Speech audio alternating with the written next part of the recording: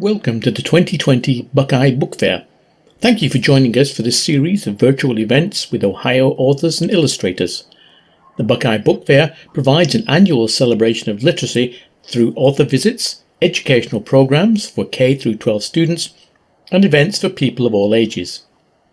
All of the books featured today and throughout the entire Buckeye Book Fair are available for purchase at buckeyebookfair.org. Should you have any questions for the presenters, please click on the Q&A button and type them in the window that appears, and they'll be answered later in the session. Hello, and welcome to the 2020 Buckeye Book Fair Author-to-Author Fiction Writers Chat panel session. My name is Russell Cross, one of the board members for the book fair, and my role tonight is to introduce our panelists. Gretchen Berg has taught English in South Korea and in Northern Iraq and has travelled extensively across the world. Her debut novel, The Operator, is set in Wooster, Ohio, and tells the story of a switchboard operator who discovers the danger and consequences of listening in on private conversations. Tiffany McDaniel is a novelist, poet, and visual artist born and raised in Ohio.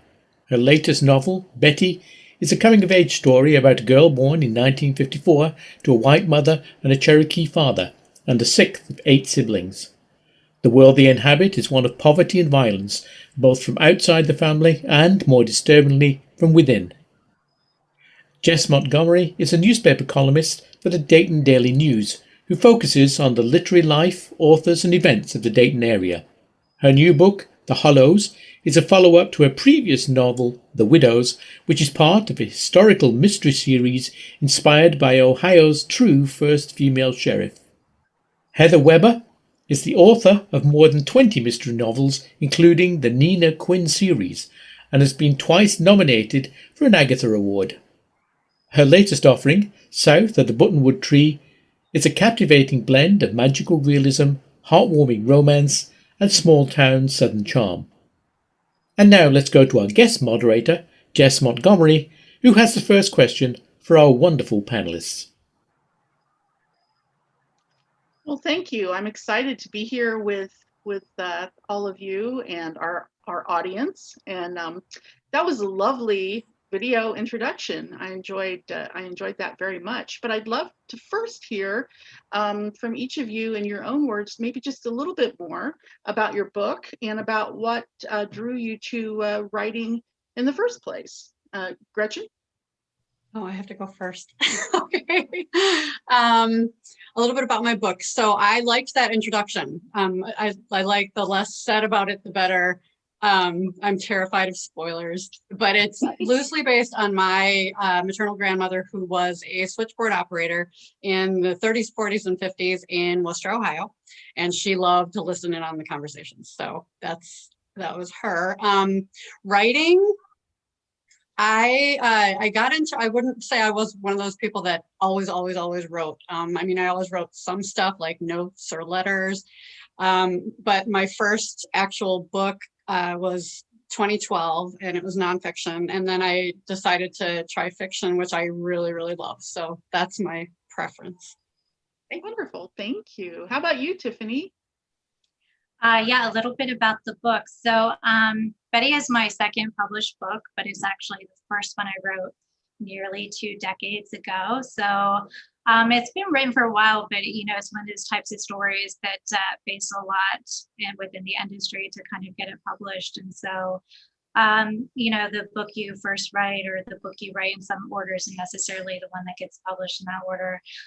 But writing is something that I've done since I was a kid. It was kind of the first thing I remember doing without being told to do so. There was kind of just innate desire to pick up the pen and just write something down. And I think it helps too that my mother, Betty, is a storyteller. And of course, the book is inspired by her life. It's inspired by my entire family, actually, the Cherokee heritage of that family. And so, I think growing up in a household where books and reading was all so valued and so important, it was just kind of a natural pull to me too, to sort of start that craft early on as well. So been in it for a while, but yeah, it's looking forward to listening to everyone talk about their books today. And I want to say how honored I am to join you all tonight. Oh, that's very lovely. Thank you. Heather, tell us a little bit more about your book and what drew you to writing. My book is, my most recent one is South of the Buttonwood Tree, and it takes place in a small town in middle Alabama. It's about the discovery of a newborn baby girl just south of the Buttonwood Tree, and how she changes the hearts and minds of this kind of judgmental town, 2 women in particular. This story came about from the song I Got a Name by Jim Croce. I was captivated by the lyrics. I got a name, I got a name, I carry it with me like my daddy did. And it really got me thinking about names and how the power they have over you. There's pain in knowing not where you come from. There's pain in not knowing where you come from, but there's also pain in knowing where you come from. And those 2 types of pain are kind of the heart of the story and the healing that comes about from discovering that family isn't always blood, and just the sense of community. And for writing, oh my gosh, we're going way back. So I didn't grow up wanting to be a writer. I grew up wanting to be a medical examiner because I was in love with the TV show Quincy, M.E. I was a latchkey kid, so I would run home from school every day and watch first General Hospital, which is kind of ironic now because there was a character named Heather Weber on General Hospital. And she was evil, and I love her.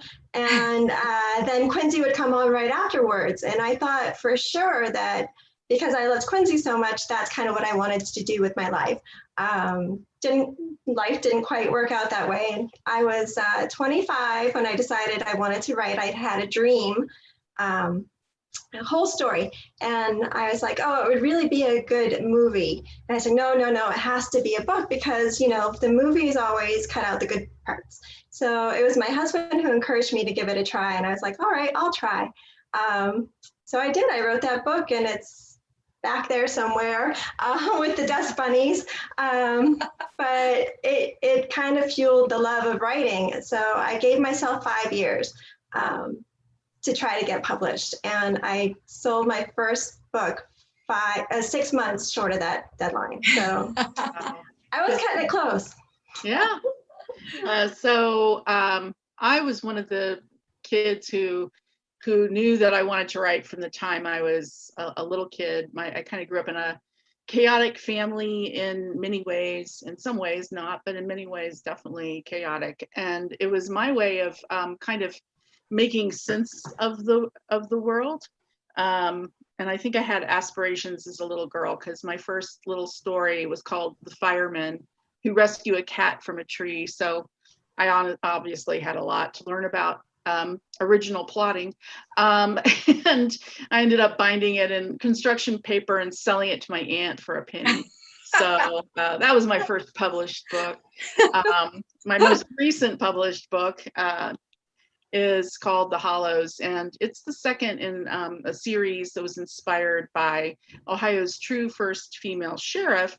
Actually, in Tiffany's part of Ohio, a woman named Maud Collins was the sheriff in Vinton County in 1925. And the next female sheriff in Ohio was in 1976. And I ran across her when I was doing some research about visiting that area of Ohio because our younger daughter went to Ohio U. And when I ran across Maud Collins, I was just really sort of taken with her and her story.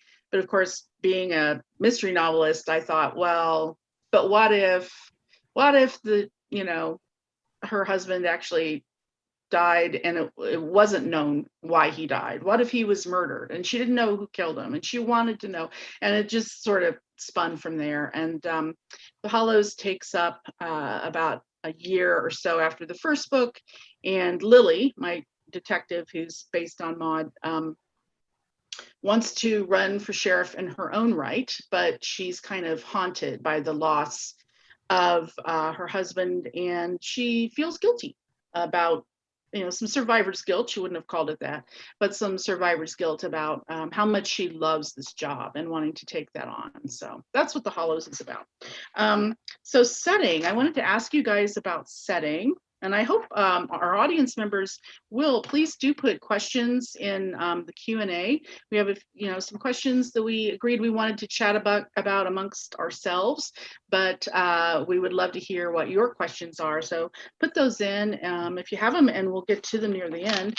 But I wanted to ask each of you to talk about setting. It's a key element. You've each talked about it a little bit in each of our books. So did setting inspire your plot, or was it something that became a strong element as you wrote? Or, is setting character? I'd love to hear more about how setting works in your books. And let's go in reverse order this time, and we'll start with Heather. Oh, no. Alabama, tell us about that. So Alabama, it's one of the main questions I get asked. What am I doing writing books set in Alabama when I don't live in Alabama? Does it start with how dare you? No, they're very gracious, thankfully. Good.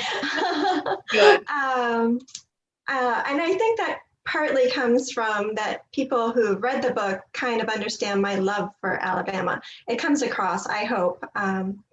Because when I was writing as Heather Blake, a series, I lie. I was writing as Heather Weber, my Lucy Valentine series, and I was going to a book conference down in Birmingham. It was Murder in the Magic City, and it had a sister event in Wetumpka. This is 2007, and I rented a car from Birmingham to drive down to the sister event in Wetumpka. And somewhere along that drive, I just fell in love with Alabama. And I don't know what it is. The windows were down in the car, and it was February, and it was warm, and the kudzu and the farms and the twisting country lanes, and it felt like home. And I don't quite understand the power of that moment, but I embrace it. And I left that conference, and I thought, well, if I can't move down here, and I couldn't because my family and stuff was up here, jobs, all that kind of thing. Then I was going to write books set there so I could visit more often. And so I wrote a series as Heather Blake, my pen name, set there in the Huntsville area. And I was able to go back to Alabama in these now standalone novels. So The Midnight at the Blackbird Cafe is set up in the mountains of Alabama, and Buttonwood is set in kind of middle Alabama near Birmingham. And then the book I just turned in is set just a little further south of that. So I've really enjoyed going back there. I think that the South has a magic unto itself, which kind of lends itself to my magical realism stories. I love being there. I love writing small towns. I think every book I've ever, even my one set in Massachusetts that has Boston as a city, it still has small towns in it. I'm just really drawn to small towns, and kind of how, like you said, they're a character unto themselves. They really lend a lot to the story. So all my books so far in Alabama are in small towns with kind of, your mix of people.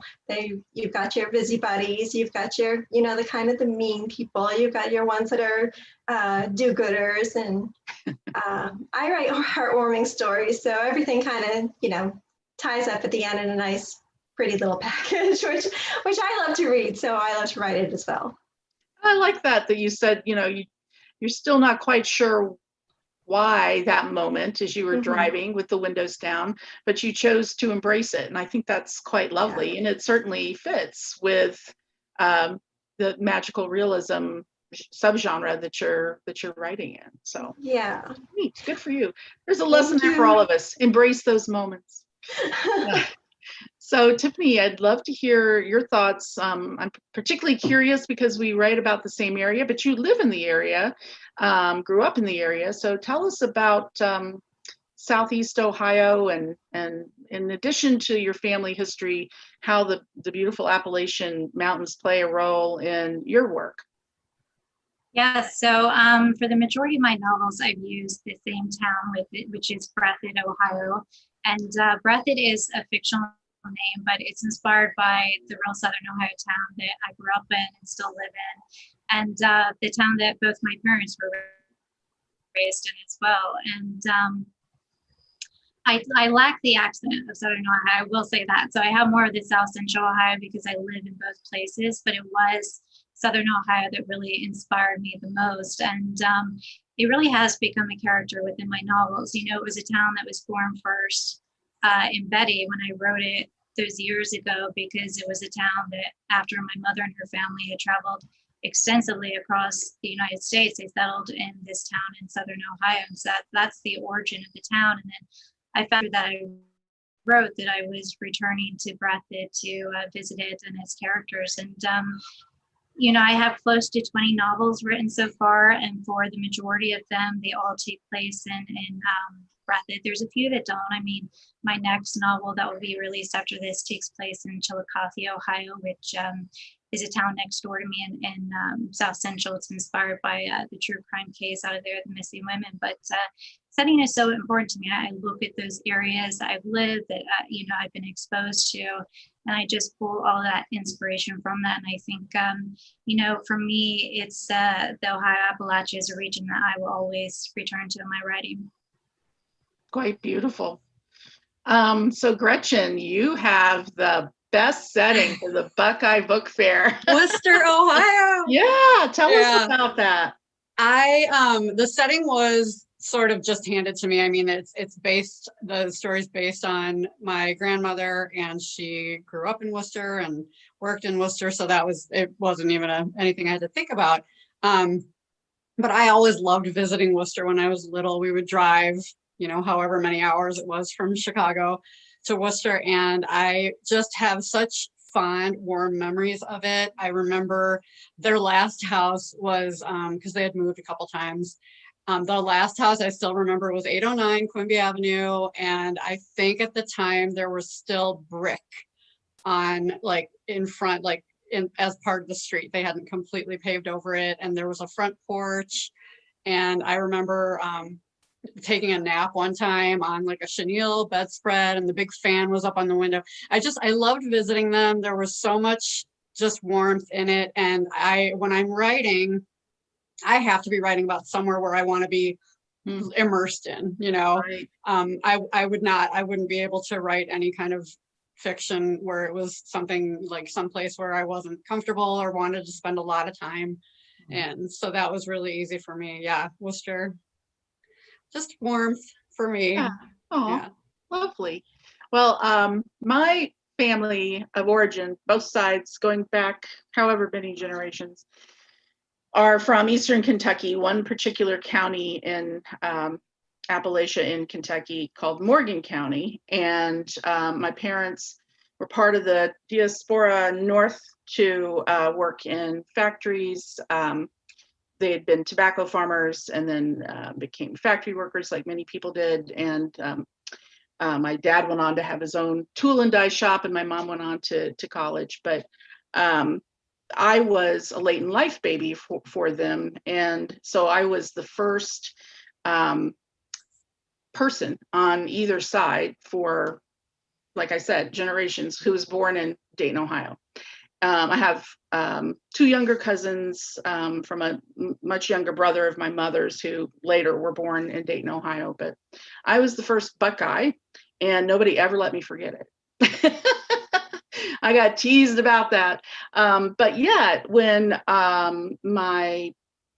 we traveled anywhere, which was, you know, outside of going back to Morgan County, Kentucky, we really didn't. My parents would say, well, we're going on down home. And so I thought of kind of like you talked about your grandmother's house, Gretchen, my grandmother's house, but in Morgan County, Kentucky, that was going on down home. And that was, you know, so I had like kind of a foot in both worlds. And I never felt like, I think because I'll blame it on getting teased too much, because I got teased about being a Buckeye, I never felt like I had the right, if you will, to write about Appalachia. But like, you know, Heather was saying, embrace the magic. And when I started thinking about Maud Collins and a character inspired by her, and I just couldn't let it go, I thought, you know, I'm just gonna go for it. And honestly, as corny as it kind of sounds, it felt like going on down home to right in southeastern Ohio and Tiffany's territory. So setting is important. You know, it shapes our characters and our voices, and I love that. So thematically, I noticed we're all similar in another way, which is that secrets and family definitely play a role in each of our novels. And I know we don't want spoilers, so don't give away too much plot, because people, you can always buy our books, which we have signed stickers for, through the Buckeye Book Fair website. Support indie books, support the Buckeye Book Fair, support us, buy our books. So we don't want to give away too many plot details. But that being said, I'd love to hear, like, what inspired you to explore family or community secrets in your novels? And we'll start with Tiffany. I know yours was inspired by your family history and by your mom. So, you know, share with us about that. Yeah, it would have been, I was 17 when my mother Betty had shared with me a family secret. And there were things that I knew about her family. You know, she had raised us in the Cherokee culture. My father is white, so I do have fair skin. I haven't experienced the same moments of racism mom and her family have experienced. But those things I knew about the family. You know, she raised us on the stories of her father. I knew how supportive of a figure he was in her life. And then when she shared the secret with me at 17, you know, it was a devastating secret, and it opened the door on a different side of the family that I thought I had known. You know, I'd grown up around these people, and after she shared that secret with me, it led to me having Q&A sessions with her where we dug deeper behind you know, the racism and sexism that she faced, and deeper behind her relationships with her family members. And that led to me having sessions then with my mama Alka and my aunts and my uncles, and exploring the issues that each of them had, and you know, a lot of things that they experienced. For example, my mama and aunts, they experienced sexual abuse, and so those were things that we dug deeper into those sessions and talking about. And you know, I told them I wanted to write this down. I wanted this to be, you know, my first novel. I was leaving high school. I knew it was time for me. I wanted to begin my writing career, and this felt like the perfect first novel for me because it was about the family. And I was surprised by how welcoming they were about it, you know, and how Mama explained it to me. She said, you know, I talk about these things now because when I was a little girl, it was both my mother and my father abusing me. And so I didn't know it wasn't normal. I thought it was what every child went through because it was both of them. And then she said, you know, there have been others in the community or in the family who openly talked about these things, and she would have known that it was wrong. And so as an adult, she became an advocate for talking about these types of issues and exposing them because, you know, of course, generational abuse, it feeds on the secrecy within a family. And, you know, it was the same for the aunts as well. And so it was a moment for them to unburden themselves from these experiences. And, you know, I know that they really wanted to be around for this moment. You know, with this novel, you know, when I would query agents, they would say, oh, I love the writing, but it's very female. Can you get rid of the bras and menstruation? Get the women romantic relationships?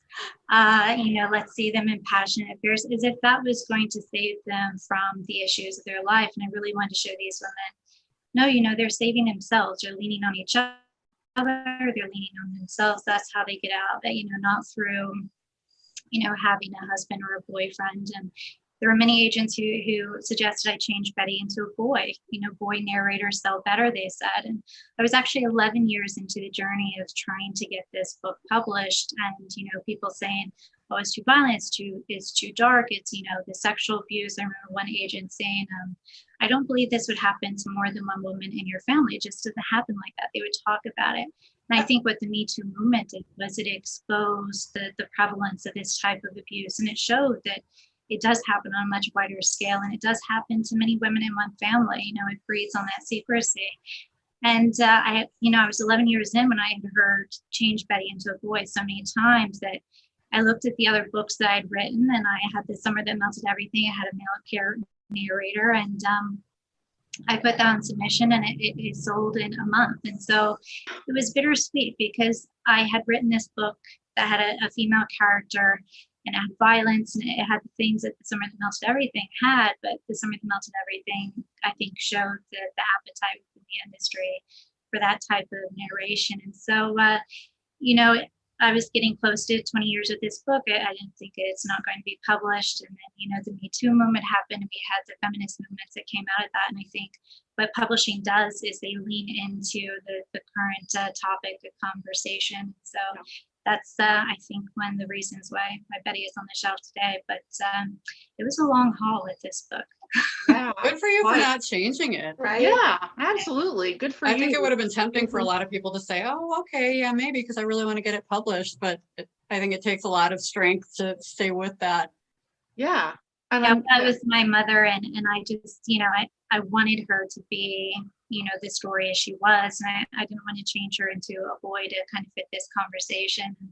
I wanted to also honor those stories of the women, because during the time they would say any publishing news, anything, and I'd have to return to them and say no, not yet. And you do feel like a bit of a letdown. You feel like, okay, I'm not kind of accomplishing what I know that they want to see with this story. And they passed a few years ago, so they're not here to kind of see a release. So it's bittersweet, but I feel like their spirits are here, and at least their story is kind of told in the way that I had set out to tell it. Oh, thank you for sharing that. And thank you for sticking to the truth of the story. Yeah. Honoring the story. So, Gretchen, secrets in your book without giving away plot not points. that heavy.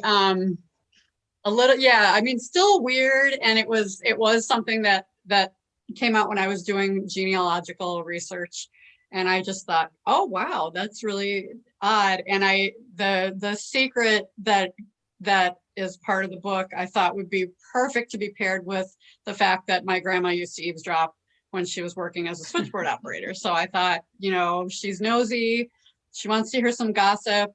What if she overheard something about her own family? So that was, I can't say anything more about the secret, but I just love that your grandma wanted to listen in. I like her already. Yeah. Oh, and she went through a number of iterations. I feel like when I first started writing it, she was very bland, and I gave a first chapter to my mom to read, and my mom came back with, well, she's not angry or resentful enough. She's not like your grandma. I don't remember my grandma being angry or resentful, because by the time she got to be a grandma, I think she had maybe worked out a lot of her anger and resentment. So I remember her being just very sweet, and she just baked cookies and bars all the time. And I include recipes in the book. Baking is one of her coping mechanisms. So when she's really frustrated, she goes into the kitchen and bakes. So there will be recipes here and there. But she was the baking grandma. And I still remember, getting big, huge boxes. They were Beulah Bechdel boxes. So Worcester people will know Beulah Bechdels was an amazing dress shop from way back. I think it was like early 1900s, and I think it might have closed in the 1990s.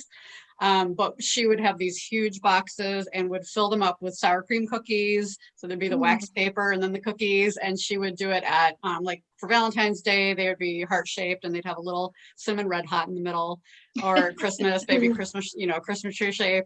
And then she continued that on, like when I went to, I got my degree is in teaching, and I did my student teaching in New Zealand, and she sent me a packet of 7-layer bars. And so getting that when I was in New Zealand, I was so thrilled, and I didn't want to share them.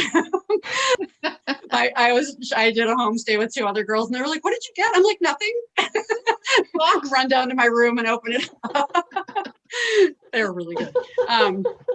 And sad, my mom went to, when my grandma passed away, my mom and my aunt went to clear out her little apartment in her assisted living place where she was, and she said the pantry was just completely chock full of all the ingredients for the 7-layer bars. So there's like the dried coconut and the butterscotch chips and the chocolate chips and the graham crackers. So, and I just thought that was so bittersweet. That is, Heather, I know you love to bake, but I also know that you like to weave secrets into your books. So I know. I'm about taking mental notes from Gretchen's story about now I've got Yeah. a character who hoards all the fixings Yeah. for the And 7 then what layer bars happens in when my they try head. to repeat the recipe? Do they discover Yeah. something like the nutmeg was stale that grandma used, but one of them has like an allergy? I don't know. I don't have anything quite as heavy as Tiffany. That's quite a story. But I like to explore the psychological side of families. To me, families are so complex. I mean, I think we're all a little dysfunctional. Every single person I've met has a story in their family about somebody did something, or they're embarrassed, or you don't talk about it, or kind of those generational secrets that keep getting carried along. And I kind of like to expose those and bring them out. And a lot of my books are about healing. So I think that a big part of healing is exposing the damage. In Buttonwood, there's a line about how one of my characters is she's able to talk to houses and hear what houses have to say. So she can kind of see damage that people can't see, other people can't see. And she said the only way to fix the full damage is a full gut. You had to get to the studs basically to rebuild. And I kind of like that. And secrets go hand in hand with that because everybody has secrets, right? I mean, we all do. Oh, yeah. So it's kind of, the twisted part of my author brain likes to kind of, torture my characters a little bit and, see where I can go with them. But I really the overarching theme of my books is healing. And you got to expose some of those secrets to get to that healing. Yeah. And that actually fits quite nicely with what Tiffany was saying earlier. And in my books, and at least in the kinship series, I like to explore community and where it kind of bumps up against individuals and individuality, and how sometimes that's great. Individuals need community. Community needs us, I believe, to be who we and exactly what we are, and diversity and individuals. But sometimes individuality and community come into conflict. And of course, that's more interesting to explore. And I think of family as community. So when I say community, I mean family, I mean town, I mean county, I mean country, I mean humanity, the world. And in The Hollows, Lily is investigating a murder, not to give away too much, but she comes across some shocking secrets about her community's past and present. And one of the secrets she comes across about what's happening in the 1920s, and this is a fictional county. I did not find any evidence of this actually happening in Southeast Ohio, but she comes across a WKKK cell. And by WKKK, I mean the Women's KKK. And it was an actual national organization. There were chapters in every state across the land. And they were not a support group for the men. They were their own WKKK. And I was really shocked when I ran across this piece of 1926 history that this existed. And then I thought, why are you shocked? Because, if you're shocked, you're assuming that women can't be capable of evil. And of course, women can be capable of evil. And then I thought, this is too uncomfortable for me to write about. And then I thought, okay, but once it's like you were saying, Heather, healing comes from exposing. And once I ran across this piece of history, I thought, I'm going to feel diminished as a writer and as a human if I just ignore it. I have to write about this, and I have to let myself and my characters explore what it means that, this group would have existed. So I did. So secrets. they can be quite heavy. Perhaps Yes. secret recipes would be more cheerful. I don't know. So I have a question for each of you individually, and then I hope we have some questions from the audience. So audience, feel free, put your questions in the Q&A, and we'll see what we come up with that we haven't already discussed, but I'll go to you first, Heather. You've talked about it a little bit, about what drew you to a Southern setting. So what are some of the challenges, besides traveling there, and benefits you've come across, which is also a benefit, in writing in a setting that's several hours away from where you live? So the biggest challenge is not living there, just not kind of soaking it in every day, and not having grown up in the South. I've been in Southern Ohio, just across the river from Kentucky, for 25 years. So I hear a lot of the South up here, but it's not nearly the same.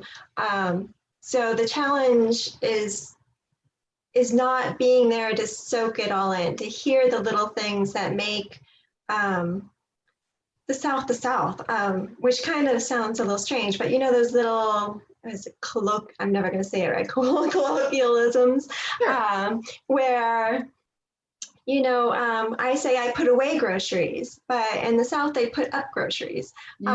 Just those little things, but it's also the benefit of writing in the South is writing books in the South is all the research I get to do. So I try to immerse myself. I truly love the South. I truly love Alabama. So I just throw myself in the deep end. I read blogs, I read books set there, I watch vlogs, YouTube videos. Anybody that's from Alabama, I'm probably following you secretly on Twitter. It's like, I guess I'm one of those secret stalkers. Just to pick up the language and the tone and the cadence and all the things that don't come naturally to me because I'm not from there. And I just try to put that into my books. And the best kind of feedback I've gotten is how much people, people from the South have said that they love my books. And that just means the world to me, because I think, they feel my love for it and that I'm doing something right. So well, good. And maybe not being from there gives you that sort of fascination that if you were from there, you would take it for granted. So yeah, a little bit. And one of the things that bothers me most is the stereotypes. I mean, sometimes stereotypes are stereotypes for a reason, right? But to me, when people talk down about the South, it really irritates me. And I can only imagine what it's like for them to hear it, because it's not like that. It's just, there is everywhere. There's good and bad and everywhere you go. So I try to write without the stereotypes. And one of the things that really stood out for me with writing, it was Midnight at the Blackbird Cafe. It was one of the narrator auditions, was how exaggerated the accent was. And I was like, no. Yeah, it was too much. But I mean, if you're an outsider, you don't realize it. But when you go down there and you sit there and you're sitting in a cafe just listening to the talk and the cadence, you hear it. And I think the more people can travel to any place that they love, the better. And hopefully we'll get there again someday. But yes, I think travel opens our minds to people and diversity, and that's a good thing.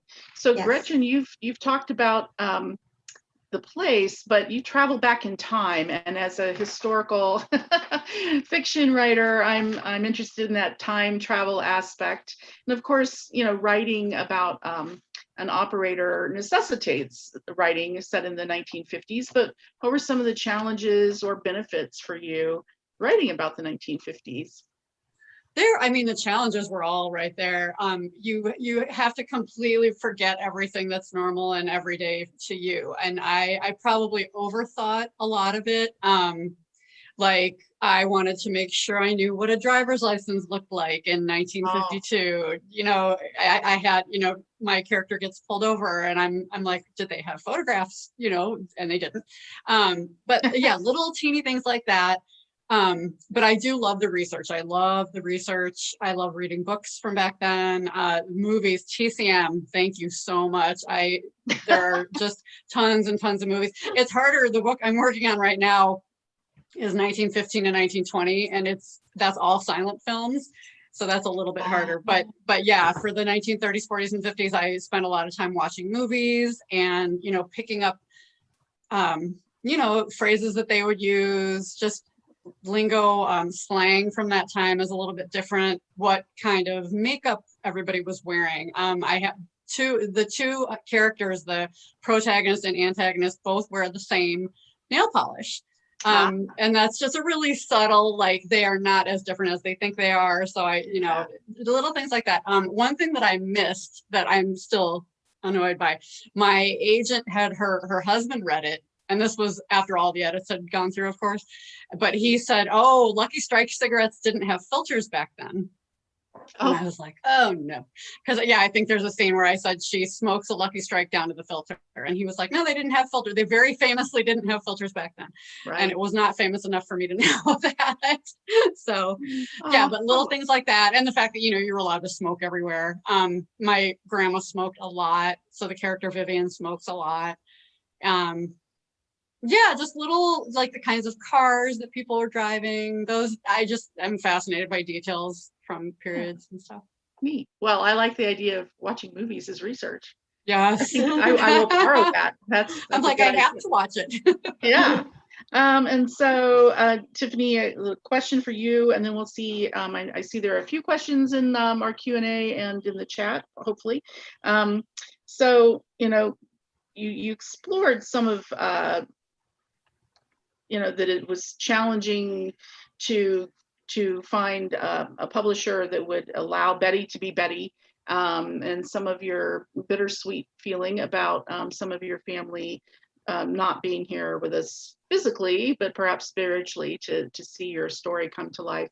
So, what was some of the challenges that you faced with weaving anecdotes, things that you knew were true, with things that you made up to keep the story flowing?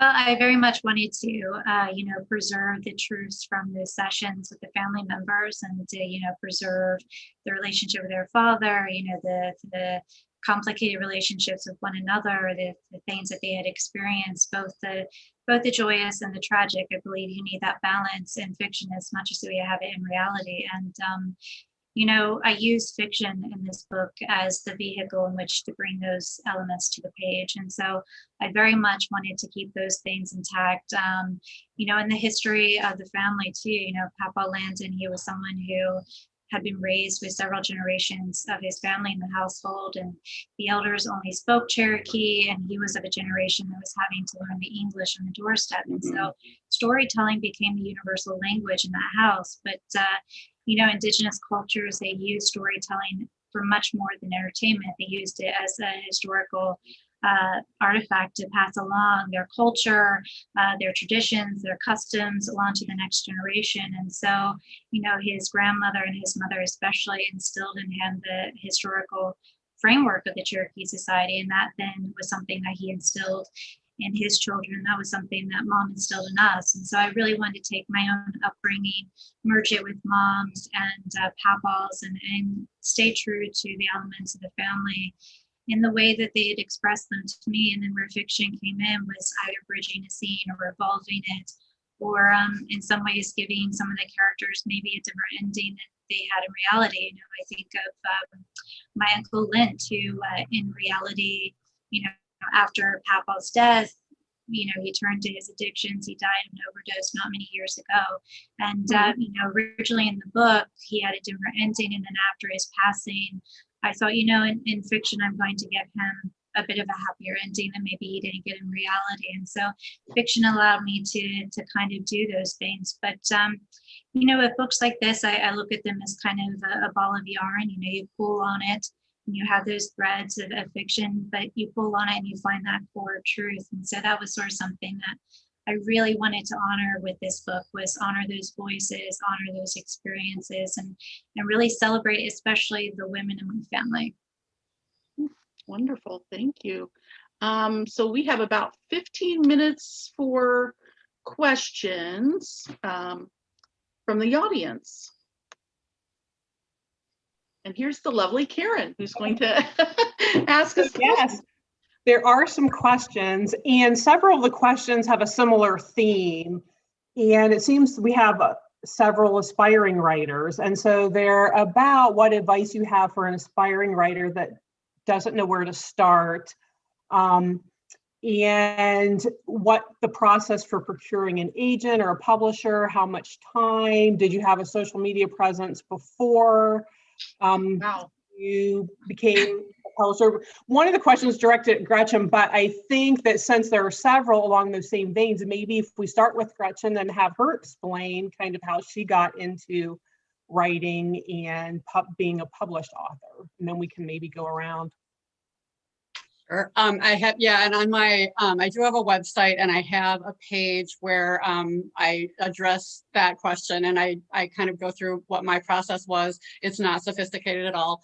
When I had written my nonfiction, I was still living overseas, and I just Googled how to get a book published. And then I looked through all the results that came up from that, and I kind of worked through them and decided, okay, number one, I'm going to need to get an agent.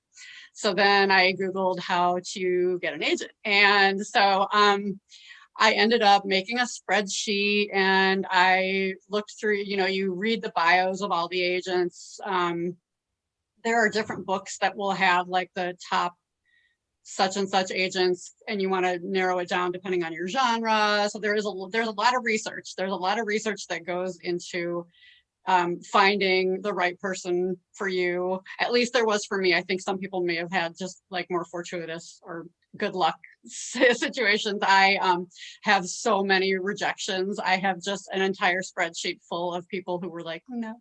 And I went through the process twice. My first agent is a great agent, but wasn't the right match for me. And so I had to go through the process again for the second book. And I recommend reading like books by people who have been published and had a lot of success. Stephen King, his on writing, and Anne Lamott wrote Bird by Bird. There are a bunch of books out there that really prolific writers have all kinds of great advice for people that I recommend that too. And there are a few agents that are generous enough to have blogs, and they go through like daily, you know, there's one who actually takes queries and, you know, picks them apart and tells you what's working, what's not working. And I do link to those on my website as well. But yeah, it's a process, and it's going to be different for different people.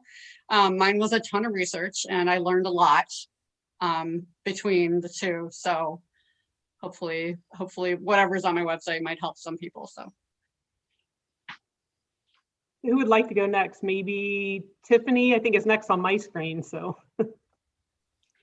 Well, I'm kind of unique in the business in that I don't have an agent. So actually, when I first started out, it was before email, it was before kind of internet became the commonplace kind of room for agents and authors to meet up. And at that time, you know, you'd print out your book and you would mail it out through the mail, and you would wait, you know, I would wait upwards of 6 months before I heard a reply in the postal mail, you know, with their rejection or whatever it happened to be. And, you know, and so in those early years, I was only reaching probably 2 agents a year. And so it was several years before I kind of caught up to email and kind of doing it that way. And, you know, last time when I had the agent for the Summer of the Month and everything, she had ended up leaving the agency. And I'd been in the industry so long that I already knew everybody. And I just thought, you know, I'm just going to go ahead and just pitch my own work. And, you know, I sold, everyone said, you can't do it. You can't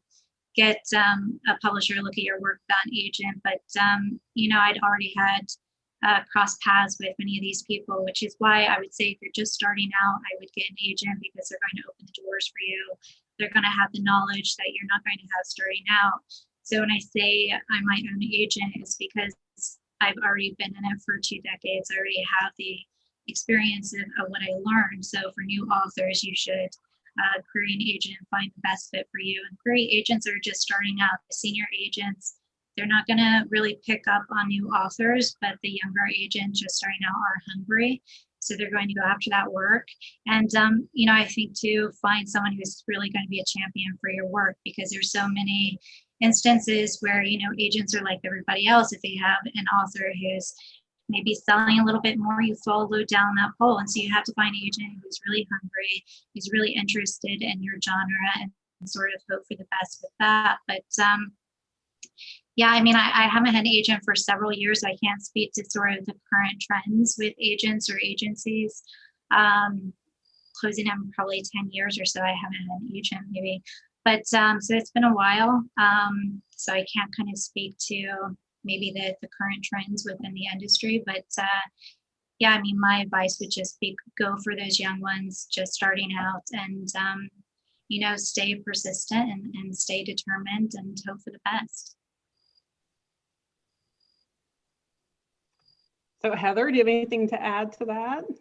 Oh gosh, it's been ages since I queried, so there's been so much good advice already. I would echo just about everything that's been said by Gretchen and Tiffany. I've been with my agency since 2003, and I'm really happy with them. And my agent has a blog, so the blogs are a great resource.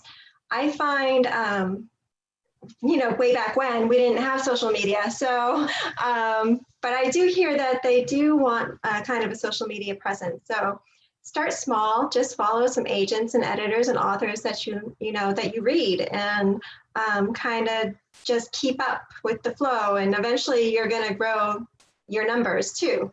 I'm not a huge fan of Twitter, but I feel like if I was querying, Twitter would be the place I would be, because they have all the hashtags.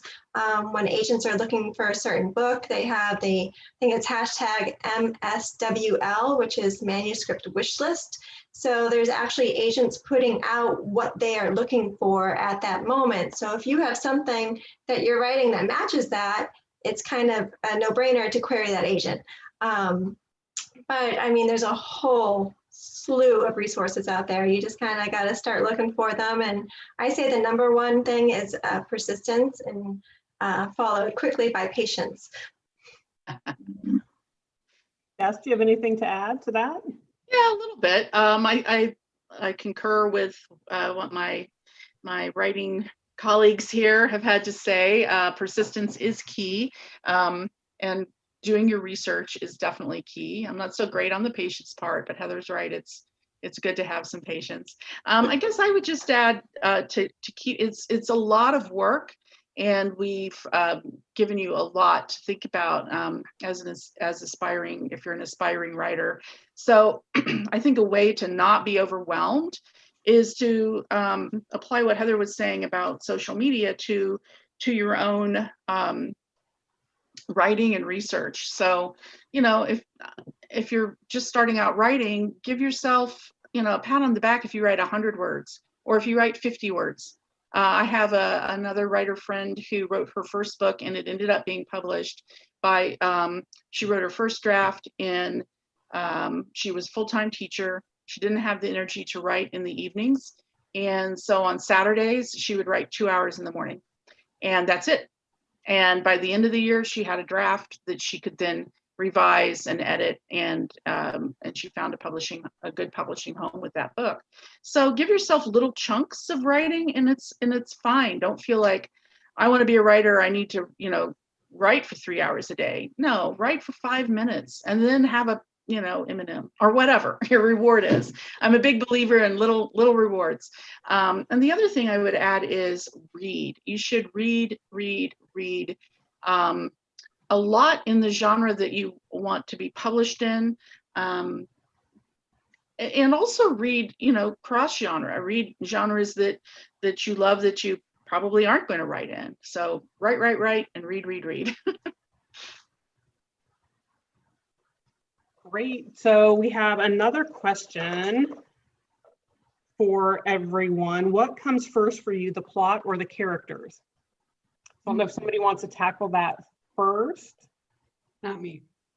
I'll jump in. I would say character I love to write and to read character-driven plot. But of course, all these elements of storytelling and of fiction, whether it's setting, character, plot, it's kind of artificial to divide them. And by the end, you need a book to have what's called unity of design, where it all fits together. So that's one of the other tips about if you're writing. It's just a great big mess until it's not.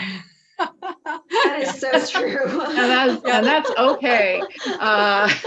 But for me, character comes first, because then I can ask myself, well, character A is driven by this motivation, which is opposite to character B, who's driven by an opposing motivation. Well, there you've got conflict, and if you've got conflict, you've got plot. Even if you have matching nail polish. For me, it's a little bit of both. Sometimes it's a character that comes into my head, and sometimes it's a plot idea that comes into my head. For example, South of the Buttonwood Tree, the immediate storyline came to me when I was researching Alabama trees for Midnight at the Blackbird Cafe, and I came across a tree called the Buttonwood Tree, and a title just south of the Buttonwood Tree popped into my head, and I was like, okay, when those kind of moments happen to me, I really take note, because they're kind of like those little bits of magic in writing. So I was like, just south of the Buttonwood Tree, what's just south of the Buttonwood Tree? And then my brain was like, an abandoned newborn baby.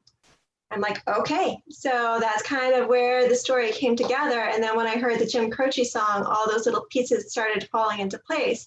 But I knew that if I was going to have a story based on family and names and identities with names, I had to have characters, like Jess said, that have conflict. And that's, it all gets woven together. Like Jess said, it's one big mess until it's not.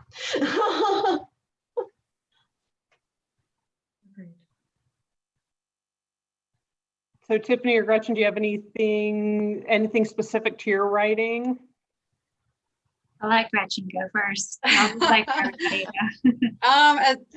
For me, it's it's both at the same time, and they will change as your writing goes along. Your character might start off one way, and then you get a quarter of the way through the book, and the character's changing, and you have to go revise things. So the big mess is very, very identifiable for me. So Betty is kind of the first book that I used in notes for, and based on those interview sessions, but I don't outline my books. I don't do character sketches. I find that sort of pre-work exhausts you from the actual writing of the book, and it kind of gets in the way. It sort of becomes a dictator of the path of the character. So for me, it's kind of a natural evolution that I don't focus on any one thing. As I sat down and write, I just sat down and write and see what comes out of that. And, I write with pen and paper. I'm not big on the computer. I don't have social media. I don't do the technology thing. So for me, it's kind of, I just write. When something comes to me, I put it down in the notebook, and I like not having something planned. And, I've done some other where I spoke to some classes on writing and things of that nature. And, they would say I have really difficult time, getting my thoughts down. And, I'm so focused on why I can't find a resolution to this conflict in the story. And I said, well, try it without doing an outline, try it without kind of thinking about where you're going, and see if that helps. And I found with a lot of those students, once they tend to kind of throw out that sort of pre-planning stage, they're able to sort of tackle the story in a way that's much more manageable to them. So that's sort of how I approach my work, is sort of just organically, without kind of the clutter of pre-planned chaos, and just kind of follow the story as it comes out. I think we have about 1 minute left. I'm really excited to get my copies of the books from the Buckeye Book Fair. But could each of you let us know if you are working on a book right now, and what maybe we could look forward to in the near future? Sure. I just finished up The Stills, which is the third book in the Kinship Historical Mystery Series, and it will come out next March 9th, 2021. Yeah, perfect. I'm finishing up the second novel. It's not a sequel, but there are a few connecting people. The operator was based on my maternal grandmother, and her family has so much kooky stuff in it that I went a generation back, and there was a really interesting great aunt that I have chosen for the main character of this book, and I'm still writing it. Nothing in stone yet. Fingers crossed. They're crossed. I just finished up The Lights of Sugarberry Cove, which will be out in July of 2021. It's more family, secrets, love, loss, and baked goods, and magic, of course.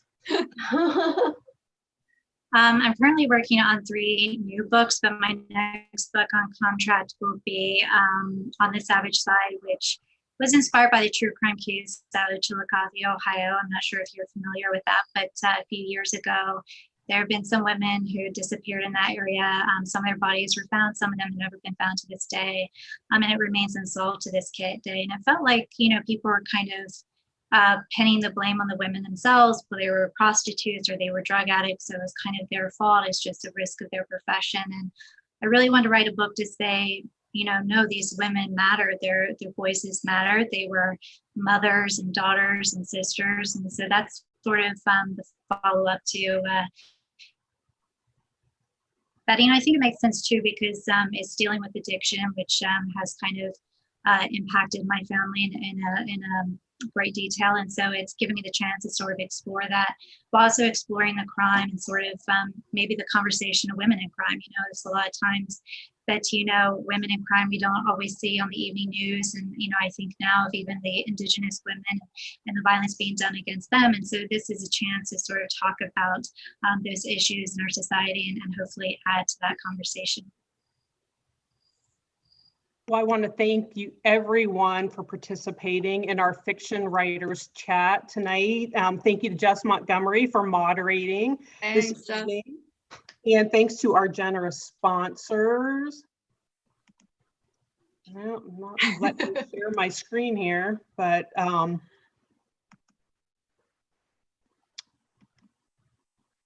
there we go. She's got snow in her background. So these are our generous sponsors, but please visit our website at buckeyebookfair.org to see our other events and buy signed copies of the presenter's book. And I believe we have a young adult event tomorrow afternoon at 1, and also a mystery writer chat tomorrow evening at 6:30. So please check out our schedule on our website. And thank you to everyone, and have a great evening. Thank